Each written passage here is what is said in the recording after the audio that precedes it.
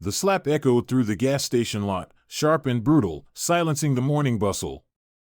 Justice Renee Whitaker stood frozen beside her battered Honda Accord, the burn of humiliation spreading across her cheek as strangers stared, phones raised in disbelief. Without a word, she reached into her blazer and pulled out the gold badge that would turn Deputy Brad Kessler's world upside down and ignite a firestorm no one in Willow Creek could ever forget. Justice Renee Whitaker never liked to draw attention to herself. That morning, she slipped on a plain navy blouse and gray slacks, tossing her judicial robe into the back seat of her weathered 2011 Honda Accord. She moved through her small kitchen with steady ease, pouring a quick coffee into a chipped stainless steel travel mug, grabbing her worn leather briefcase, and locking up her modest brick home on the east side of Willow Creek, Texas. No drivers. No security details. No tinted SUVs lined up at the curb. Just her, the rumble of her old Accord, and the open road leading to the courthouse where she had built her quiet legacy. Renee liked it that way. Power didn't have to be loud. Real power rarely was. The morning sun was just beginning to warm the sleepy town as she cruised down Magnolia Road, a two-lane stretch flanked by mom-and-pop stores and tired gas stations that had seen better decades. She kept her speed steady, hands at 10 and 2, old habits drilled in from years of defensive driving courses, years of knowing that even with a badge, the wrong interaction could still spin out of control. She caught the flash of blue and white in her rearview mirror just as she signaled to turn. A police cruiser, creeping 2 cars behind, lights off but the posture unmistakable, a shark waiting to circle. Renee's stomach tightened, not fear, not guilt, just the sinking weariness of recognition. She exhaled through her nose, calm, and pulled neatly into the cracked parking lot of a gas station. Her heart beat steadily as she placed her hands clearly on the steering wheel, watching through the mirror as the officer approached. Heavy steps. Aggressive gait. A white man, stocky, mid-30s, with a scowl that seemed older than his face. His name tag gleamed in the morning sun, Deputy Brad Kessler. He didn't ask questions. He barked commands. License and registration, he snapped, hand hovering near his belt as if the simple act of complying could be seen as defiance. Renee kept her voice low and even. Officer, may I ask why I'm being stopped? Kessler's nostrils flared. Don't get cute. Just gimme your license. She nodded slightly, narrating each move. I'm reaching for my purse, officer, she said, slowly sliding her hand toward the bag resting on the passenger seat. Her fingers had barely brushed the leather when he banged the butt of his hand against the window. Faster, he barked. The stale coffee on his breath carried through the cracked window. Renee fought the urge to flinch. She pulled her wallet free, flipping it open to retrieve her driver's license, but Kessler was already yanking the door handle. Out, he barked again, louder this time, drawing the attention of a few early morning customers filling their tanks and sipping from styrofoam coffee cups. Renee complied, every movement deliberate, every muscle under perfect control. As she planted her feet on the pavement, she barely had time to straighten before it happened. The slap cracked across her face so hard it rang in her ears, a sharp, humiliating sound that seemed to split the air around them. Gasps broke from the small crowd gathering near the gas pumps. Someone dropped a bag of donuts. Another fumbled their phone, scrambling to hit record. The taste of blood flooded Renee's mouth. She blinked hard, forcing the world back into focus. Deputy Kessler stood inches from her, chest heaving, looking almost satisfied. Her cheek burned fiercely, and for one sick moment, the whole world narrowed to the space between them. Renee straightened slowly, pulling her shoulders back, refusing to touch her face, refusing to give him the satisfaction of seeing her flinch again. She spoke in a voice so calm it cut sharper than any scream. You just assaulted a sitting judge. Kessler laughed, a short, ugly sound. Yeah, right, he sneered. From the corner of her eye, Renee saw a young woman freeze mid-step, coffee sloshing over her wrist, her face a mixture of horror and disbelief. The bystanders were no longer casual onlookers, they were witnesses now, their phones held up like shields, trembling fingers hitting record, faces hardening with the knowledge that they were watching something they could not unsee. Without breaking eye contact with Kessler, Renee reached into the inner pocket of her blazer and pulled out the slim leather wallet that held her badge. She flipped it open, letting the gold shield catch the morning light. The seal of the Texas Court of Criminal Appeals gleamed like a brand against the stunned hush that fell over the gas station lot. Kessler's face drained of color, his bravado evaporating in the heat of sudden, crushing recognition. The energy shifted. The air snapped taut like a wire stretched too tight. Murmurs rippled through the crowd. Someone shouted from across the parking lot, "You're done, man. You messed up bad." Another voice chimed in, "That's a judge. Are you out of your mind?" Kessler's hand twitched near his holster. For a terrible second, Renee thought he might double down, might try to salvage his authority with more violence. But the crowd pressed closer, phones raised like a jury convening in real time, and whatever courage he had left withered under their gaze. "Back off." Kessler barked weakly at a teenager filming from behind a pickup truck. The kid didn't move. Neither did anyone else. The door of the gas station swung open with a jingle of bells, and the manager, a wiry man in a grease-stained polo, stepped out holding up his own phone. "We got cameras," he said loudly. "Everything's on tape." The roar of approaching sirens filled the heavy Texas air. A black and white patrol SUV screeched into the lot, tires squealing. Lieutenant Carlos Bennett jumped out before the vehicle had fully stopped. A tall, broad-shouldered black man with a salt and pepper beard and piercing eyes, Bennett scanned the scene in 2 seconds flat. His gaze landed on Renee first, her swelling cheek, the badge in her hand, the crowd frozen in a horrified tableau. His jaw tightened. "Justice Whitaker," he said sharply, moving toward her. "Are you injured, ma'am?" Renee kept her eyes on Kessler. "This officer struck me during an unlawful stop," she said calmly, though her voice threatened to crack with the adrenaline still burning under her skin. Bennett pivoted without hesitation. "Deputy Kessler," he said, voice dropping into something low and dangerous, "you are ordered to hand over your weapon and badge immediately." Kessler opened his mouth, stammering, but the weight of what he'd done, and the dozens of recording phones, sealed his fate. Hands trembling, he unholstered his gun and set it carefully on the hood of his cruiser, then unclipped his badge and held it out with all the reluctance of a man realizing the ground beneath him had just vanished. Lieutenant Bennett took them both, snapping orders into his radio for immediate internal affairs notification and EMS for Renee. The gas station manager stepped closer. "Got it all on video," he said again, this time softer, almost reverent. "All of it." Renee nodded once, slow and deliberate, feeling the bruise throb harder against her jaw. Across the lot, a woman holding a toddler on her hip shouted, "She's a judge." She could have been anybody. And that was the truth of it, wasn't it? It wasn't the badge that should have shielded her. It should have been her humanity, her right to exist without fear, her dignity as a person. Lieutenant Bennett was already herding Kessler toward the back seat of a different patrol unit. Kessler didn't fight, didn't argue. He just moved like a man underwater, heavy and slow, sinking deeper with every step. More sirens wailed in the distance. Renee stood rooted to the asphalt, feeling the eyes of her town on her. Some horrified. Some furious. All of them watching history unfold in the most unlikely of places, a broken-down gas station on Magnolia Road. She didn't lower her badge. She didn't look away. She didn't shrink.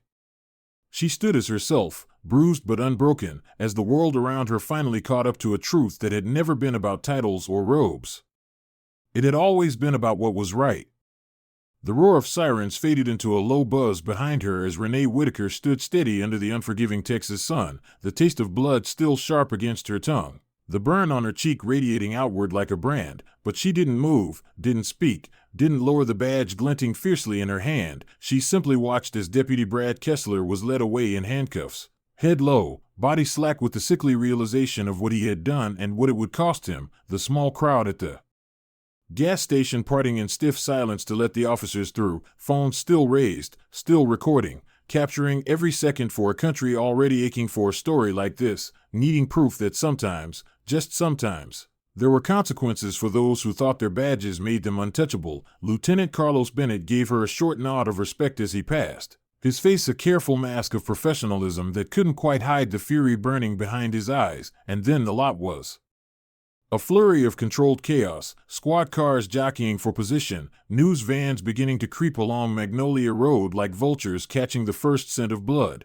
Renee knew what was coming even before the first reporter ducked under the yellow police tape, microphone in hand, and before the town of Willow Creek could even finish its morning coffee. Her face was flashing across television screens and cell phones, raw and unfiltered, the swelling already purpling beneath her left eye. By noon the footage had gone national, the headlines brutal and fast. Texas judge assaulted during traffic stop, justice denied on Magnolia Road, badge versus badge in small-town Texas, the images spliced together on repeat. The slap, the flash of the badge, the stunned look on Deputy Kessler's face, strangers sharing it, retweeting it, posting it with hashtags that blazed through the internet like wildfire, hashtag justice for Whitaker, hashtag dignity denied, hashtag accountability now, and with every share, every view, every outraged comment from people who had never heard of Willow Creek before that morning, Renee felt the ground shift beneath her feet, not in fear but with the heavy knowledge that she was no longer just Renee Whitaker, Associate Justice quietly doing her work in courtrooms and chambers. She had become something larger, a symbol, a rallying point, a mirror for a nation that could not look away. But Renee had never sought symbols. She hadn't asked to be a flashpoint, she had only wanted to make it to court on time, argue a motion, and return to her quiet house at the end of the day. And now that quiet was gone, ripped away by a man's casual violence and the town's need to reckon with it, she spent the night at home, the house dark except for the flicker of muted television screens showing her own face over and over. And the next morning when she stepped outside, sunglasses covering the worst of the bruising, there were already reporters camped at the curb, microphones thrust forward like bayonets. She said nothing, simply got into her Honda and drove to the courthouse, head high, back straight. Inside the courthouse the halls buzzed with a nervous energy she hadn't felt in years. Clerks whispering behind hands, bailiffs giving her solemn nods of respect, and in the courtroom itself, the atmosphere was thick with something heavier than tension. It was expectation, demand, a hunger for justice raw and bare. Deputy Kessler had hired a lawyer out of Dallas, Monica Vale. Sharp-suited and sharp-tongued, the kind who specialized in spinning stories into shields, who was already telling every outlet that Kessler had feared for his safety and responded to perceived threats in a rapidly evolving situation. Renee listened to it all, the same tired scripts, the same feigned justifications, but she refused to let anger sour her resolve. She sat quietly at the prosecution's table, a silent force of nature in a navy dress and flat shoes, bruised but unbowed. When her turn came to testify, she rose without hesitation, every step measured, every breath steady, placed her hand on the Bible and swore to tell the truth, the whole truth, and nothing but the truth. Her voice never wavered as she recounted the stop, the demands, the slap, the moment she revealed her badge, and the way the world shifted after that. My badge, she said clearly, letting the words ring through the hushed courtroom, should not be the reason I'm treated like a person.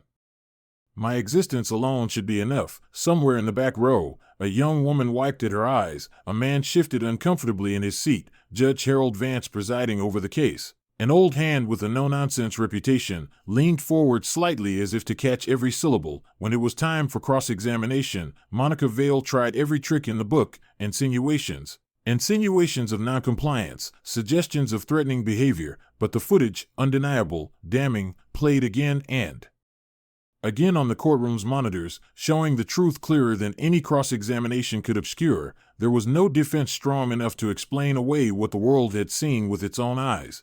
Deputy Brad Kessler shrinking on the stand, stammering through half-hearted apologies, trying to claim he felt threatened, but his words landed like dead weight in the room, heavy with disbelief. When closing arguments wrapped, Judge Vance did not adjourn immediately. He sat for a moment, silent, hands folded neatly, letting the gravity of the case settle over everyone, and then with a voice like stone, he read the verdict: guilty of battery, guilty of abuse of authority, guilty of violating civil rights under color of law, guilty on all counts. A collective exhale rippled through the courtroom, a weight lifting slightly, if only slightly. Renee sat still, absorbing the moment, not smiling, not celebrating, but simply existing fully in the space she had fought to reclaim, outside the Courthouse steps were crowded with cameras and supporters, chants rising into the humid Texas afternoon, "Justice for Whitaker."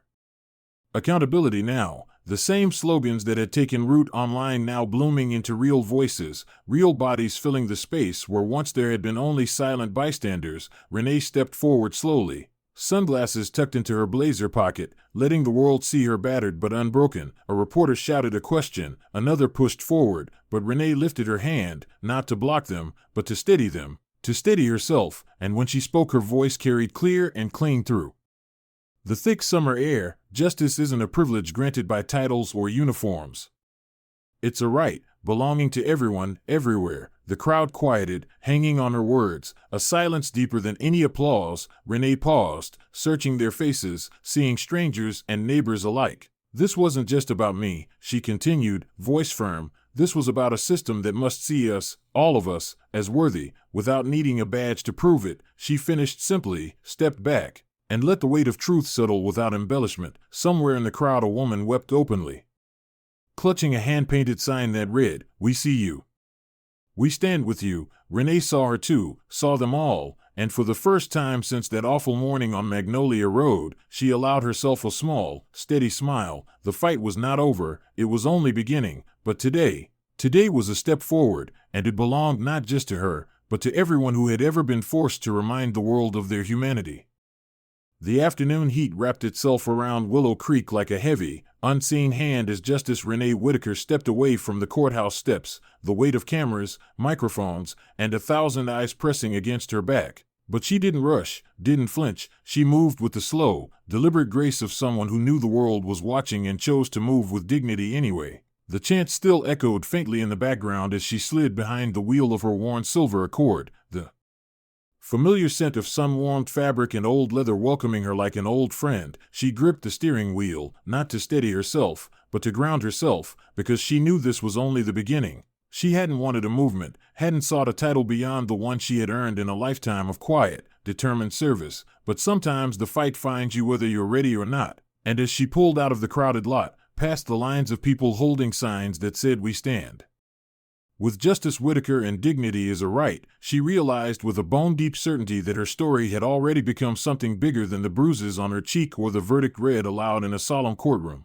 The days that followed blurred together in a flurry of interviews she didn't give, letters she hadn't expected, and invitations she wasn't sure how to answer. Universities, law schools, civil rights groups from Dallas to Denver to D.C. all reaching out, asking her to come speak, to share, to lead. And though part of her wanted nothing more than to retreat into the quiet safety of her brick house and let the noise pass over her, another part, the part that remembered the taste of blood and humiliation and the way Deputy Kessler's hand had cracked across her face without a second thought, knew she couldn't turn away, not now, not when so many eyes, young and old, black and brown and weary and hopeful, were looking to her not for perfection, but for proof that standing your ground meant something. So she said yes. Carefully at first, small events, local gatherings, town halls packed with folding chairs and people clutching paper fans against the sticky heat, each time stepping to the microphone with a heart pounding so loudly she was sure the front row could hear it, but each time finding her voice steady and sure. She spoke not about anger, though Lord knew she had reason,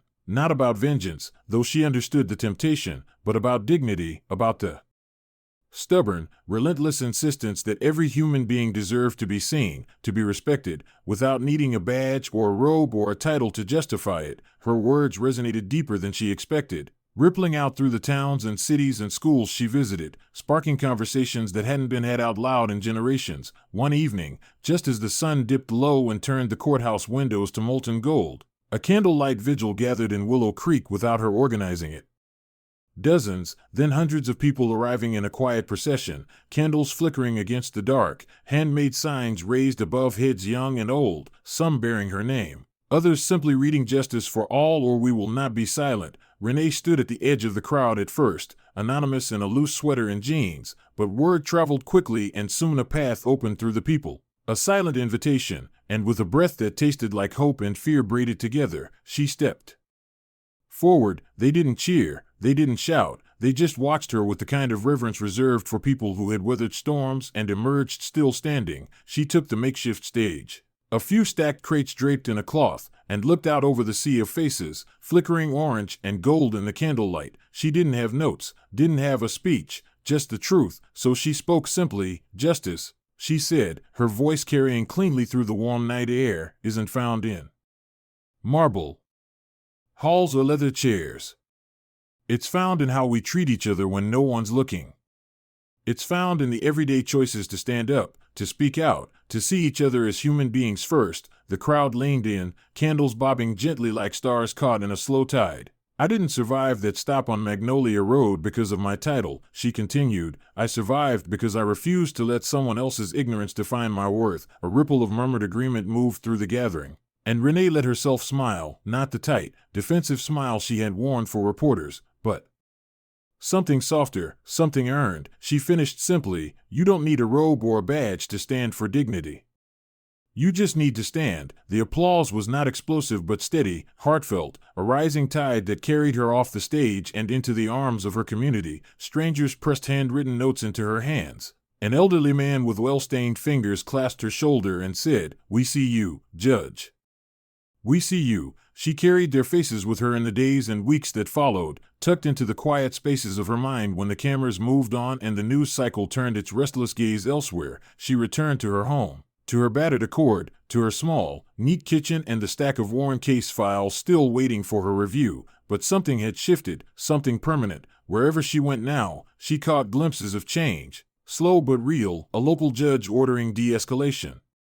Training for all law enforcement officers in Willow Creek, a middle school class holding debates on civil rights sparked by her story. A young black girl stopping her shyly at the grocery store to say she wanted to be a lawyer someday. Renee didn't seek the spotlight, but she didn't shy away from it either when it was necessary. When the opportunity came to speak on the steps of the Texas Supreme Court at a ceremony honoring those who had demonstrated courage under fire, she hesitated.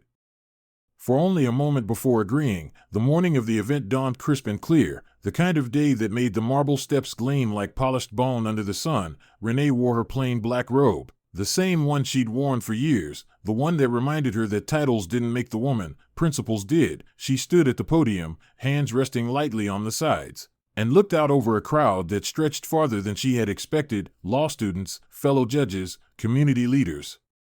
Families with small children perched on shoulders, faces upturned and waiting. She drew a breath, steady and deep, and began. Justice, she said, doesn't live in titles. It doesn't reside in power. It lives in every small, stubborn act of dignity.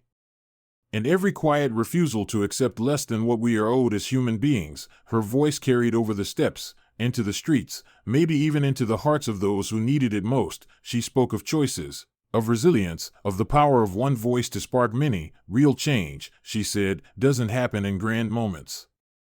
It happens in thousands of small ones, stitched together by the hands of people who refuse to give up. And as she spoke, she caught sight of a young girl in the front row, dark-skinned, hair braided neatly, clutching a notebook so tightly her knuckles were white, and Renee felt a surge of something deep and humbling. She wasn't speaking just for herself anymore, she was speaking for the next generation, and the next after that. When she finished, the applause rolled like distant thunder, not showy, not forced, but real. She stepped back from the podium, heart full and steady, as people lined up, not for autographs or photographs, but for handshakes, for words whispered quietly. Thank you. We needed this. Because of you, we believe again. Renee stayed until the very last person had gone, the sun dipping low, casting long, soft shadows over the courthouse steps, and when she finally walked down those steps, it was not as someone who had been broken by the system, but as someone who had helped bend it, just slightly, back toward justice. She slipped into her Honda, turned the key, and smiled quietly to herself, not because the fight was over, but because she knew now, more surely than she had ever known anything, that she was not alone, not anymore. Across Texas, across the country, there were others carrying the flame, pushing the line forward, inch by stubborn inch, and as long as they stood, so would she. In every chapter of Justice Renee Whitaker's story, there lies a truth we cannot afford to forget. Dignity is not something we should have to earn. It is a right we are all born with. No badge, no robe, no title should be required for a person to be treated with respect.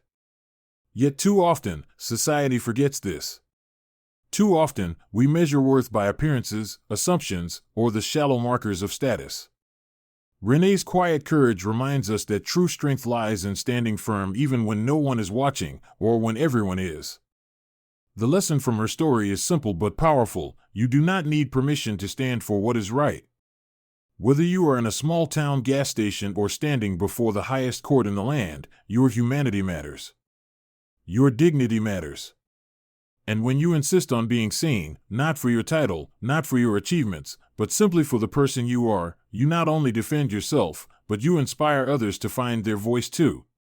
We live in a world that sometimes tells us to sit down, to be silent, to avoid making waves.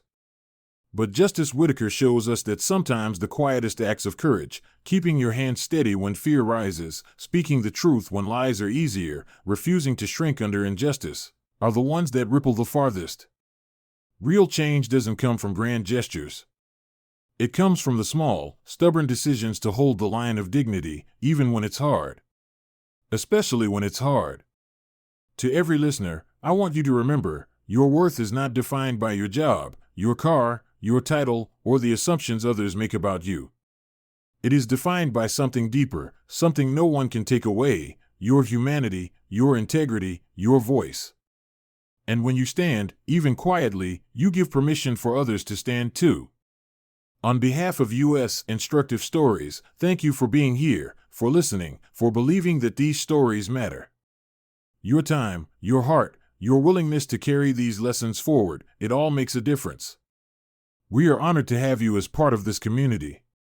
If this story touched you, inspired you, or gave you hope, please share it with someone who needs a reminder that dignity is not a gift to be granted. It is a right to be claimed. Let's keep standing together. Let's keep believing in a world where respect, justice, and humanity are not the exception, they are the rule. Until next time, thank you for listening, and thank you for believing.